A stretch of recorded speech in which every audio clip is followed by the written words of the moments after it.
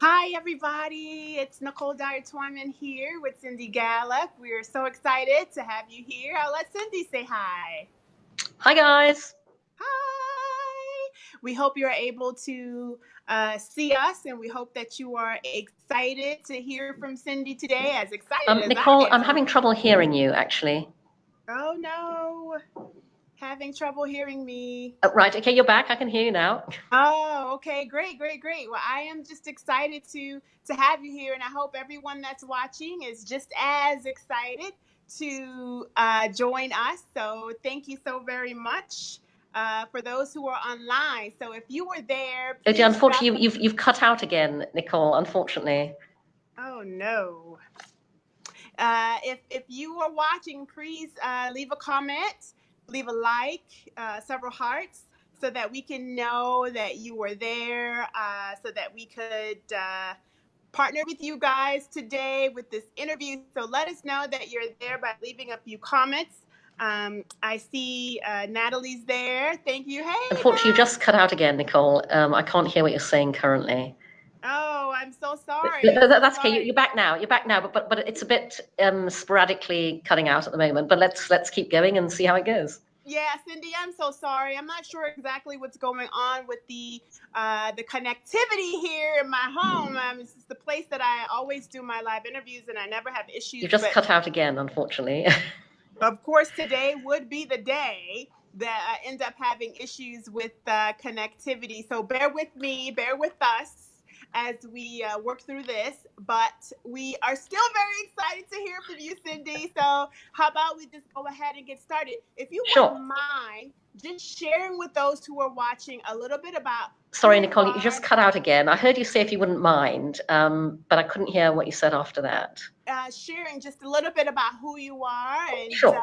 the like just a little history of who Cindy is, so that they can get to know who they're hearing from today. Sure. So, hello, everybody.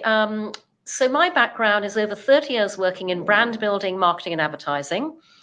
And these days, I'm an entrepreneur, and I'm also a consultant. I have two startups, kind of an accident. I think we'll get on to talking about that. Make Love Not Porn and If We Ran the World. And alongside those, I support myself through paid consultancy and public speaking. I consult very selectively, only for clients and brands who want to change the game in their particular sector. So you come to me for radical, innovative, groundbreaking, transformative. I don't do status quo. And so I'd like to sum up my approach to businesses. I like to blow shit up. I am the Michael Bay of business. Blow it up, Cindy. Blow the shit up, girl. I absolutely. Nicole, unfortunately, you've cut out, so I can't hear what you're saying at the moment, Alaz. Oh no, I'm excited that you like to blow shit up. Is all I was saying. Oh, great. Jolly good. I want to bring those who are watching attention to your necklaces. You want to share a little bit about what the bling you have going Sure. on? So these are my social media necklaces. This is my Facebook like, which I wore into a meeting with Twitter. They weren't very happy, so then they sent me this, which is my Twitter handle on a necklace. And so now I have to wear them both. But actually, the reason I wear these two necklaces all the time is because they are emblematic of the work that I do. I believe in using technology to make things happen in the real world. And whenever I wear these necklaces, which are digital symbols, they always get a really positive reaction, especially the Facebook like. Now, there is a generational divide because younger people go, oh, how cool, a Facebook like. Older people go, oh, how nice, a thumbs up. But the point is that these are digital symbols that generate very, very positive impacts and impressions and interactions in the real world. And that really is what my work is all about, using technology to improve our interactions in the real world. I love that. I love that. The thing that I love most is that you got Twitter jealous because of Facebook. Sorry, Nicole, unfortunately, you just cut out there again. Oh, I'm so sorry. So you said something about Twitter, but I couldn't quite hear what it was. I was saying saying that I'm excited that Twitter was jealous All right. because Yes, because absolutely. of Facebook. And then you Yep. got them to send you some jewelry too, some bling Yep. too. So I love the thought of bringing what we see as virtual like into the real world and wearing it on your chest and knowing that that is a part of You who just you cut out are. there again, Nicole, unfortunately. It's who you are and kind of what you do, the symbols right on your heart. So it's good to hear that. So I'm going to take a look and see who is online with us here. And it looks like we have Javanka there, and Natalie's here. Hi, Karina. So thank you guys for leaving those comments. And Natalie's commenting on my shirt, my Leapfrogger shirt. It's totally tied into, of course, the book Sorry, just cut out there again. that we're all talking about. So let's go ahead and get started with the questions, right? So the first question I have is around you being the founder of Make Love and Not Porn, which I love that. And for people who don't know, Make Love Not Porn is the world's first Nicole, unfortunately, you cut out there again, so I can't hear all of the question. Oh, I'm so But, sorry. no, it's okay. I'm sorry. I'm going to have to ask you to repeat stuff because I can hear you a bit, and then it kind of cuts out, and then I can't get the rest. So sorry about that. But carry on. I can hear you now. So my question is, Oh, you cut out again. Why did you pivot from advertising to Make Love Not Porn? And if you would, just share a little bit about what Make Love Not Porn is, and then just share why did you make that strong pivot? Sure, and by the way, I didn't hear the whole question, but I think you asked me to just talk about Make Love Not Porn and why I started it, so I'm going to do that. So Make Love Not Porn is an accident. It came about through my experience dating younger men and realizing 10 or 11 years ago that I was experiencing through dating younger men what happens when today's total freedom of access to porn online meets our society's equally total reluctance to talk openly and honestly about sex. Porn becomes sex education by default in not a good way. And so as a little side venture, 9 years ago, I put up on no money a tiny website at MakeLoveNotPorn.com that posted the myths of porn and balanced them with reality. So the construct was porn world versus real world. I launched at TED in 2009. I became the only TED speaker to say, "Come on my face" on the TED stage 6 times. The talk went viral as a result, and it drove an extraordinary global response to my tiny website that I had never anticipated. I realized I'd uncovered a huge global social issue, and so I felt a personal responsibility to take Make Love Not Porn forwards in a way that would make it much more far-reaching, helpful, and effective. So I saw an opportunity to do what I believe in very strongly, that the future of business is doing good and making money simultaneously. I turned Make Love Not Porn into a business, into the world's first social sex video sharing platform, celebrating real-world sex as a counterpoint to porn in order to socialize sex, to make sex easier to talk about for everyone in the world in order to promote good sexual values and good sexual behavior. We like to call ourselves, a Make Love Not Porn, the social sex revolution. The revolutionary part is not the sex, it's the social. Oh man, that was so much for me to digest, Cindy. I just have to take a moment. So I got stuck on "Come on My Face." So you said that was sorry, Nicole, you just cut out again, unfortunately. Okay, I'm so sorry about the technology issue. We're talking about how to leverage technology, and the technology is not working for us. That's unfortunate, but I can hear you again now. What's hilarious is I got stuck on "Come on My Face." So I heard some of the other stuff. But what is going on? I just think that's phenomenal. You've cut out again. One, that you're such a beautiful woman and that you were so confident in your body that you were decided upon having sex with younger men and then analyzing that interaction and making that a business. Like that to me is absolutely phenomenal. Absolutely. You've just cut out again, unfortunately.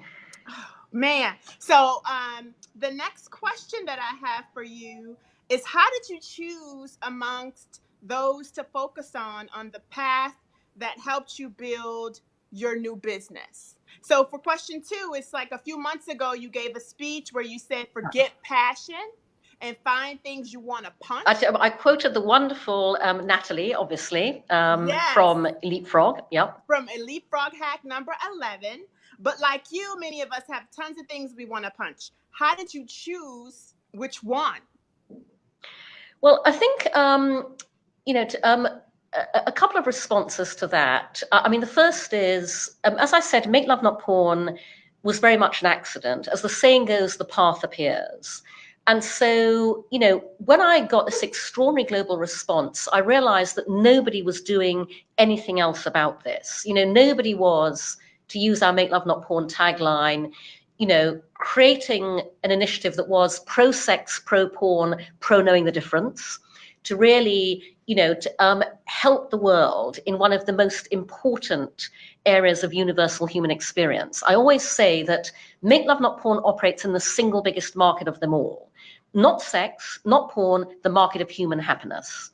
So that was enormously motivating, because in the many thousands of emails I've had daily, I see for myself the tremendous human unhappiness and misery caused by the fact that we don't talk openly and honestly about sex. And then the thing that also has enormously motivated me to keep plugging away at Make Love Not Porn is that I fight an enormous battle every day to build this business, essentially because every piece of business infrastructure any other tech startup just takes for granted, we can't, because the small print always says no adult content. Everything is a battle, getting funded, getting banked, putting payments in place, every tech service I want to use. And so I've been really enraged to see the level of hypocrisy in the tech and business world around any startup to do with sex. And so that absolutely, makes me want to punch things. And, in a way, it's a good thing that the dynamic that most motivates me to do anything is the one I characterize as, I'm going to fucking well show you. You tell me it can't be done, I'm going to fucking well show you. You put an obstacle on my path, I'm going to fucking well show you. And so, yeah, I am passionate about what I'm doing with Make Love Not Porn. I'm passionate about the social sex revolution, but there are so many hypocritical, prudish, ridiculous things I want to punch around the fact that, sex tech is Silicon Valley's final frontier. And so that absolutely motivates me and keeps me going every day.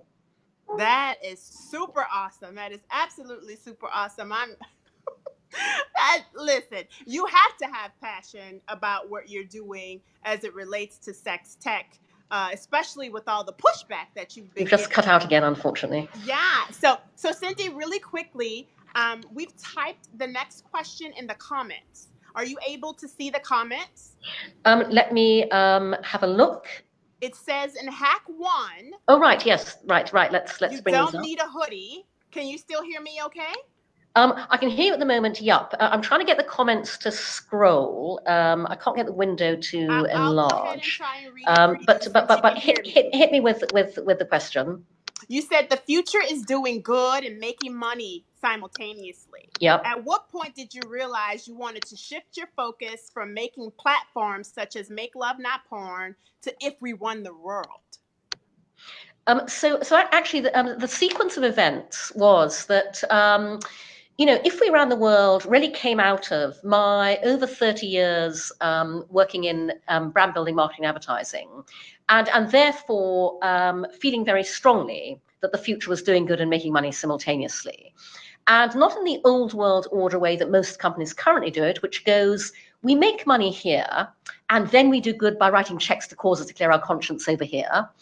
But in the new world order way of, we make money because we do good. We find a way to integrate social responsibility into the way that we do business on a day-to-day basis, so that it becomes a key driver of future growth and profitability. Because I want to live in a world where the more good you do, the more money you make, and the more money you make, the more good you do. So I believe the business model of the future is shared values plus shared action equals shared profit, financial profit and social profit. And so If We Ran the World is co-action software that enables brands and businesses to implement that business model. And it's what I was working on when Make Love Not Porn blew up unexpectedly. And even I, superhuman as I am, cannot run two startups simultaneously. And so I had to back burner If We Ran the World in order to pursue Make Love Not Porn. But as and when I can get Make Love Not Porn operational and profitable, I absolutely want to go back and reactivate If We Ran the World, because the business world has caught up with that thinking. And there are many people very interested in If We Ran the World today. And so, I just need to find partners and investors to be able to take that forwards again. But in the meantime, I designed Make Love Not Porn around that business model. Shared values plus shared action equals shared profit. I love that. The shared values part. And yes, unfortunately for our viewers, allows, I'm every so often for me, Nicole freezes and cuts out, so I can't hear everything she's saying to me. And I'm getting the impression that it works the other way around as well. So sorry about the slightly stop and start nature of this. I am sorry as well, Cindy, but I'm still very excited to hear from you, and hopefully you can hear some of what I'm saying. We do have another question that's been posted as well. And I can't hear anything at the moment, unfortunately. Okay, so Right, you're back? Let's move on to the next question, and I'm going to go really quickly. It says, Hack 1 also mentions that real entrepreneurs are caretakers as much as visionaries. How do you find a balance between wanting to give back and still I'm just going to look up that question in the notes you kindly sent to me, because unfortunately Nicole cut out in the middle of asking it. So I'm just going to find it. Right. How do you find the balance between wanting to give back and still needing to make money? Right. So I have a very specific focus in the work that I do, because you can't have too many of us coming at solving all of the world's issues in many different ways. But I have a very specific focus, which is that I absolutely encourage, especially women, by the way, to be completely unashamed about setting out to make an absolute goddamn fucking shit ton of money. And I deliberately articulate it like that because that is how much money I want us all to make. And the reason for that is when we make that much money, we can then afford to fund other women. We can help other women. We can support other women. We can donate to other women. And I want us all to do that because we need to build our own financial ecosystem, because the white male one is not working for us. And so there is no dissonance whatsoever between doing good and making money simultaneously. But I really want people to be very focused on the making money part, because money is power. And our challenge right now, and when I say our, I mean anybody who is deemed other to the closed loop of white guys talking to white guys about other white guys at the top of every industry. Anybody who is female, of color, disabled, LGBTQ, deemed other in any way whatsoever, we absolutely need to build our own financial and business ecosystem and support each other, because the white men don't want to do it. And so, I am focused absolutely on ensuring, as I said earlier, that I want to see the more good you do, the more money you make, the more money you make, the more good you do. And I'm absolutely out to prove that in my own ventures. That is so awesome. It's like sisters helping sisters. And I love the fact that the shared values, the shared assistance, all of that, like reaching down to help your sister and raise her up so that you all can benefit from what you're doing. I think that's amazing. And I know. Sorry, you cut out again. That Nathalie shares the same sentiments as well.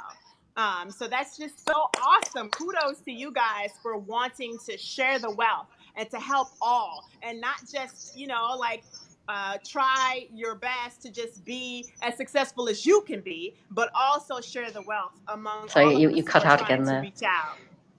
So we have another question that's been posted, and it says, your platform, If We Won the World, has a very interesting premise. Turn good intentions into action, which is what you just mentioned, by allowing people, brands, and companies to easily perform, trade, and coordinate micro actions. Companies like Levi's has used it successfully. Can you share in more detail how this works?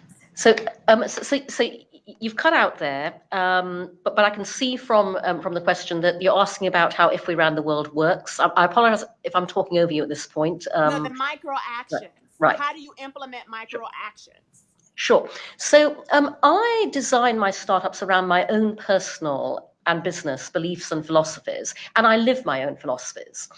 So micro actions are the atomic unit of If Around the World, but they're also a very important part of how I operate. So micro actions are incredibly small, simple, easy to do actions that are so easy to do, why wouldn't you do them? And the reason they're important is because every single one of us, every single day, undertaking micro actions to change what we want to see change, cumulatively add up at scale to enormous impact. And so, I mean, it's a bit like that saying, the journey of 1,000 miles begins with a single step. And one of the very important things about micro actions too is their psychological impact, because action is transformative. When you complete a micro action, however tiny, it makes you feel completely differently about yourself and what you think you're capable of doing. And so that's why, for example, you know, if I'm ever feeling really down and depressed, I will take a micro action. And I give this advice to people. I go, if you're feeling down, just do something. It doesn't actually matter what. Take a walk to the corner store. You know, just doing something instantly makes you feel better about yourself. So If We Ran the World enables brands and companies and individuals to take any goal they want to achieve and to break it down into micro actions, and then be able to invite people to act who can do those micro actions very quickly and easily, because they either have the innate talents, skills required to do them, or they have access to the tools, external resources that are designed to achieve them. And by the way, I recommend micro actions as a principal approach to all entrepreneurs and people building businesses, because when you ask for help, if you can ask people to do micro actions that, again, are incredibly small and simple and easy, then they will very happily help you in a way that when you make bigger asks, they might not be so inclined to. And so micro actions are just a very good, commonsensical way of going about your business. Yes. And as you were talking, it reminded me of the project management principles of decomposition of tasks, like breaking the tasks down to actionable steps that you can assign to resources is very similar to what you're describing. So being able to make a small you've step cut out again, but goal is very, very key. So I appreciate you associating that with just life in general. Like you mentioned, even if you're depressed, like just go take a walk. That's a small micro action towards your goal of feeling better, right? So I totally agree and am on board with that. And in fact, we'll start using that more, because sometimes you feel so overwhelmed by what's before you, it's hard to take the small steps, right? So it's good to be able to take a step back and say, well, let me just do this small task and work towards the greater good of the bigger goal. And that'll help you, propel you to do more. It'll motivate you to do more as well. So that's a really great premise.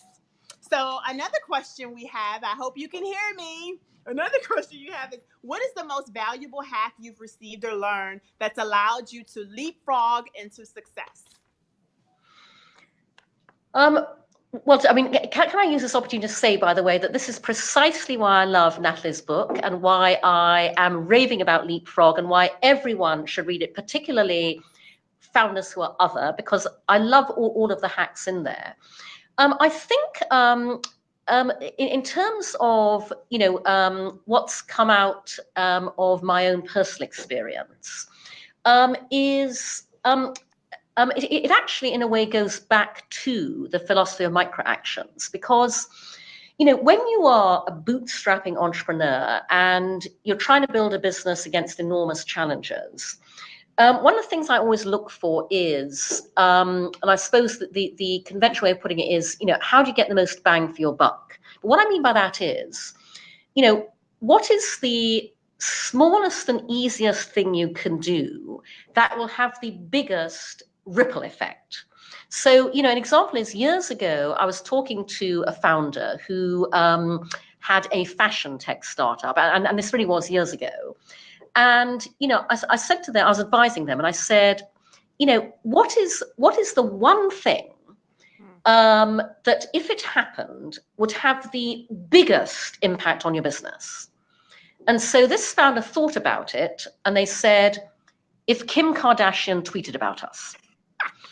And by the way, again, you know, as I say, this is a very long time ago. I mean, now, you know, you have to pay $1 million to have Kim Kardashian tweet about you. But what I said at the time was great. Okay, now you know, and now you've identified what that is. There are ways to make Kim Kardashian tweet about you.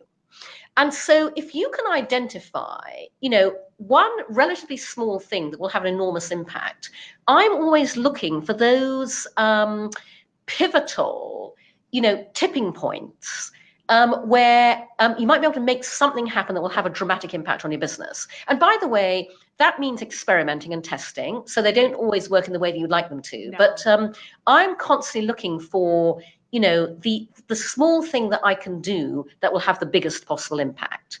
And I'd say that's my most frequently used sort of hack to try and accelerate the growth and scale of my business.